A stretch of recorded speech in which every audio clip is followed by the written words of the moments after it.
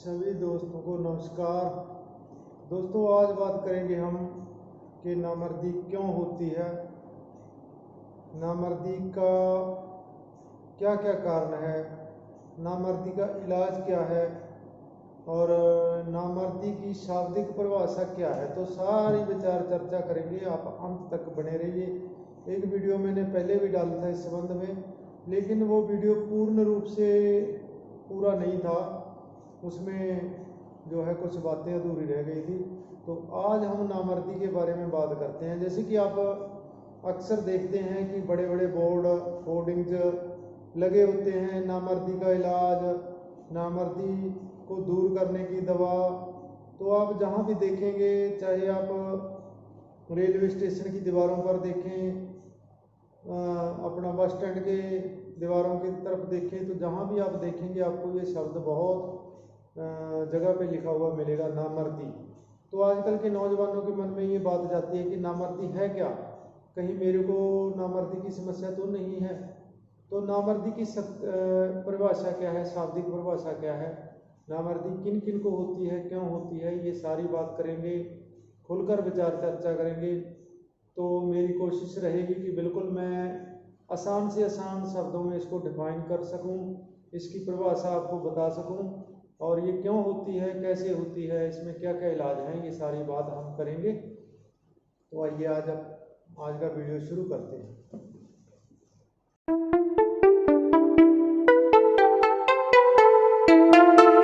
नामर्दी की शाब्दिक परिभाषा अगर हमने करनी हो तो इस तरीके से हम इसको डिफाइन कर सकते हैं कि जब मर्द का लिंग रचनात्मक दृष्टि से पूरे तरीके से ठीक हो, लेकिन क्रियात्मक दृष्टि से वो पूर्ण रूप से ठोस ना हो, उसमें पूरी उत्तेजना ना आए, तो ऐसी स्थिति को हम नामर्दी बोल सकते हैं।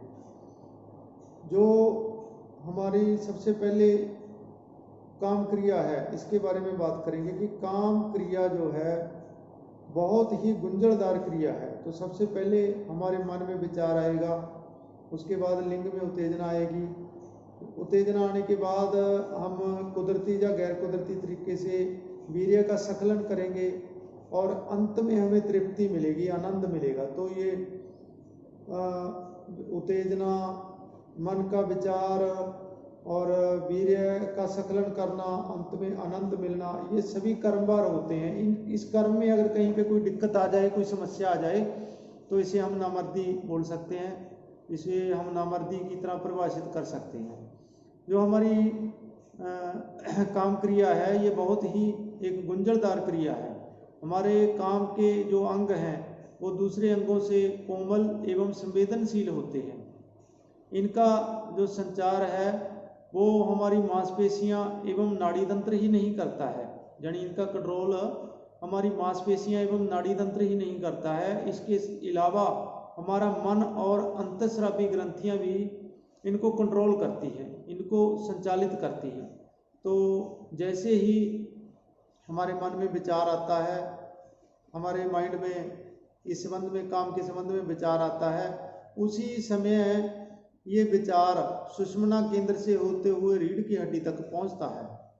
तो इस तरीके से जब सुषुम्ना केंद्र से होते हुए रीढ़ की हड्डी तक पहुंचने के दौरान फिर लिंग में कठोरता आ जाती है। तो ये लिंग में दिमाग से विचार आने तक, लिंग में उत्तेजना, दिमाग में विचार आने से लिंग में उत्तेजना आने तक, ये एक कर्मबद्ध जो है कार्य है। इस कार्य में कहीं पे भी कोई बाधा आ जाए, कोई अवरोध उत्पन्न हो जाए, कुछ रुकावट आ जाए, तो इसे हम नामर्दी बोल सकते हैं।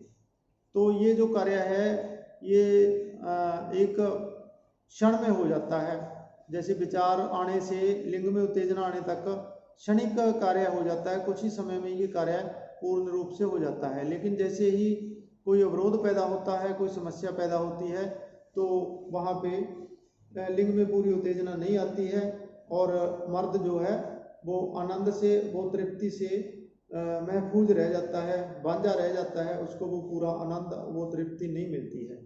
तो अब हम बात करेंगे कि नामर्दी कितनी तरह की होती है, नामर्दी क्यों होती है।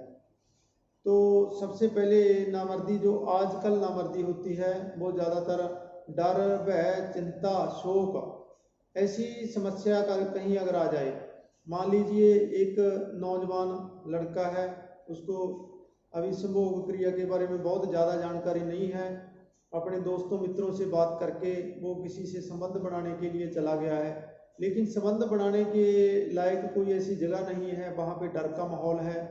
तो ऐसी स्थिति में अगर उसके लिंग में पहली बार उत्तेजना नहीं आएगी तो उसके मन में ये डर बैठ जाएगा कि हाँ मैं नामर्द हूँ, मुझे तो कोई समस्या है।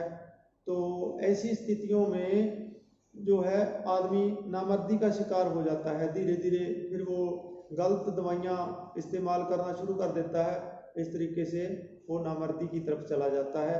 ऐसे लोगों को काउंसलिंग की ज़रूरत होती है, कुछ औषधियाँ होती हैं जो कि किसी अच्छे वैद्य की देख रेख में, जैसे अमृत भस्म, हजार कोटि है, नाग भस्म है और त्रिभंग भस्म है, ऐसी औषधियों से ऐसे रोगियों को ठीक किया जा सकता है। और उसके बाद जो है एक समस्या आती है, जैसे बहुत ही ज़्यादा चटपटे मसालेदार भोजन इस्तेमाल करना, शराब का सेवन करना और तली भुनी चीज़ों का बहुत ज़्यादा इस्तेमाल करना। तो ऐसे रोगियों को जो है हमेशा उनका जो है पित्त दूषित होके पित्त उनका कुपित हो जाता है, गर्मी शरीर में बढ़ जाती है। तो ज़्यादातर रोगी आजकल इसी तरीके से आते हैं। तो मैं अपने एक्सपीरियंस के हिसाब से बता रहा हूँ, ये ज्ञान कोई किताबी ज्ञान नहीं है, मैं अपने तजर्बे के आधार पे आपको बता रहा हूँ। तो जब पित्त कुपित हो जाता है तो उनके अंदर जो है पाचक रस सही तरीके से नहीं बनते हैं, तो फिर ऐसे लोगों को उत्तेजना धीरे धीरे कम हो जाती है और अंत में उत्तेजना बिल्कुल ही खत्म हो जाती है। तो ये भी एक किस्म की नामर्दी है। और तीसरी तरह की नामर्दी, अगर कोई व्यक्ति, बलवान व्यक्ति और ब्रह्मचर्य का पालन करना शुरू कर दे, उसके मन में तो काम इच्छा जागती रहे कि हाँ संभोग करना है, लेकिन वो अपने समाज की रीति रिवाज के हिसाब से ब्रह्मचर्य रखना चाहता हो, उसके मन में काम की इच्छा को दबाने की जो है चेष्टा हो, अंदर से काम की इच्छा जागृत हो, तो इस तरीके से अगर कोई अपने वीर्य को रोक के रखता है तो ऐसे व्यक्तियों को भी नामर्दी की समस्या आ सकती है। तो ऐसे व्यक्तियों में रोग्यावर्धनी बट्टी वगैरह और कामचूड़ा मणिरास, ये औषधियाँ बहुत अच्छा कार्य करती हैं। तो ये किसी अच्छे वैद्य, किसी जानकार वैद्य की देख रेख में लेनी चाहिए। और अगली तरह की नामर्दी जो होती है वो वीर्य वाहिनियों की जो सिराएं होती हैं उनके कटने फटने की वजह से हो जाती है। जैसे किसी व्यक्ति का कोई ऑपरेट हुआ है, किसी को कोई चोट लगी है, तो हमारे जो वीर्य वाहिनी है उसके आसपास कहीं चोट लग जाए तो इस पर कोई दबाव पड़ जाए या किसी वजह से कट जाए, तो इस तरीके की नामर्दी जो है इसको असाध्य में गिना जाएगा, इसका इलाज होना असंभव है। तो ऐसे रोगियों को हम हमेशा मना कर देते हैं कि आपको कोई भी दवाई ठीक नहीं कर सकती है। तो कई रोगियों को उपदंश, सिफिलिस और ऐसे कोई गुप्त रोग हो जाने की वजह से अगर संक्रमण पैदा हो जाए तो ऐसे रोगियों में भी नामर्दी पैदा हो जाती है। तो ऐसे रोगियों का इलाज जो है वो शरीर का शोधन करने के बाद ही किया जाता है। तो शरीर का शोधन होने के बाद ऐसे रोगियों को बाजीकर औषधियों के जोग दिए जाते हैं तो वो ठीक हो जाते हैं। और अगली किस्म की जो नामर्दी है उसमें जैसे कोई व्यक्ति बहुत ज़्यादा हस्तमैथुन करता है, बहुत ज़्यादा संभोग करता है और उसको जो है कोई पौष्टिक आहार नहीं मिलता है, पौष्टिक अच्छी दवाइयाँ, बाजीगर औषधियों का सेवन नहीं करता है, पौष्टिक आहारों का सेवन नहीं करता है, तो धीरे धीरे उसका वीर्य बिल्कुल क्षीण हो जाता है और उसके पाचक रस बढ़ने बंद हो जाते हैं, उसकी अग्नि मंद हो जाती है और उसकी धातु अग्नि भी मंद हो जाती है। तो ऐसे रोगियों की जो है स्वर्ण मालती, बसंत, कामचूड़ा मणिरास और शतावरादि चूर्ण, अश्वगंधादि चूर्ण, तो किसी अच्छे वैद्य की देखरेख में ऐसे रोगियों का इलाज आराम से हो जाता है, कोई बड़ी समस्या नहीं है। तो एक होती है सहज नामर्दी जो कि जन्म से ही होती है, जिनके लिंग में कभी जन्म से ही कभी उत्तेजना ना आई हो, तो ऐसे रोगियों को जो नामर्दी होती है उसका इलाज होना भी नामुमकिन है। तो ऐसी जो क्लैप्ता है, जो नामर्दी है, ये भी एक किस्म की असाध्य नामर्दी है, तो ऐसे रोगियों का भी इलाज नहीं हो पाता है। तो आजकल जो हर तरह की नामर्दी का इलाज करने वाले तरह तरह के तंबू लगा के बैठे हैं, तो ऐसे लोगों से बचना चाहिए और अपना इलाज पूर्ण जानकारी होने के बाद ही करवाना चाहिए। तो ये कुछ तरह की नामर्दियों के बारे में मैंने विचार चर्चा की है। उम्मीद है आप इनको समझ जाएंगे, इनका इलाज करवा सकेंगे सही तरीके से आपको जानकारी मिल गई होगी। तो जो भाई नए आए हैं वो वीडियो को ज़रूर शेयर कर दें। आप सभी का बहुत बहुत धन्यवाद।